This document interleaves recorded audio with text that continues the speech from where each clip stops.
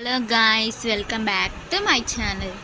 Akshay office నుండి కారులో వస్తూ ఉంటాడు. ఇంతలో అవని తన కారుకి అడ్డుగా పడి ఆపండి ఆపండి అని చెప్పేసి అయితే అంటూ ఉంటుంది. ఆ మాటలు వినగానే అక్కడున్న అక్షయ్ అయితే ఒక్కసారిగా తన కార్ని ఆపి కిందకి దిగుతూ ఉంటాడు. ఇంతలో అక్కడున్న అవనిని చూసి, ఏంటి నిన్ను జాబ్లో నుండి తీసేశానని చెప్పి ఇప్పుడు నడి రోడ్డు మీద ఏం చేయాలనుకుంటున్నావు, నువ్వు గొడవ పడాలనుకుంటున్నావా అని చెప్పేసి అంటూ ఉంటాడు. ఆ మాటలు వినగానే అక్కడున్న అవని మాత్రం, లేదండి ఆవిడకి యాక్సిడెంట్ అయింది, ఆవిడకి ఎలాగైనా మనం హెల్ప్ చేయాలి, కాస్త హెల్ప్ చేయండి అని చెప్పేసి అయితే అడుగుతూ ఉంటుంది. ఆ మాటలు వినగానే అక్కడున్న అక్షయ్ అయితే ఒక్కసారిగా షాక్ అయిపోయి యాక్సిడెంట్ అయిన ఆవిడ వైపు చూస్తూ ఉంటాడు. ఇంతలో తన కారులో ఎక్కించుకొని హాస్పిటల్కి అయితే తీసుకొని వెళ్తూ ఉంటాడు. అక్కడున్న అవని అయితే చాలా టెన్షన్ పడిపోతూ ఉంటుంది.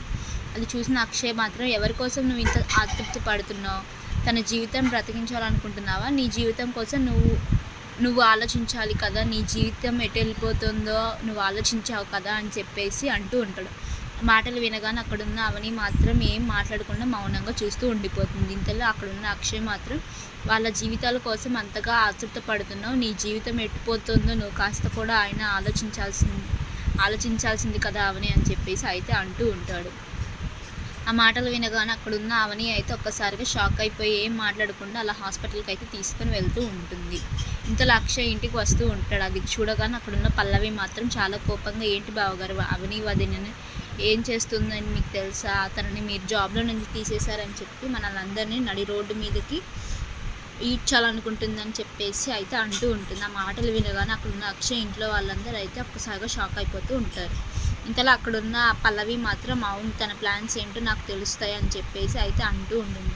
ఇంతలో అక్కడికి పల్లవి వాళ్ళ నాన్న వచ్చి, కరెక్ట్గా చెప్పావు పల్లవి, నువ్వు అంటున్నది నిజమే, తను ఎలాంటి ప్లాన్స్ వేస్తుందో తెలుసా, మీ అందరినీ నడి రోడ్డు మీదకి ఈడ్చాలనుకుంటుందని చెప్పేసి అయితే అంటూ ఉంటాడు.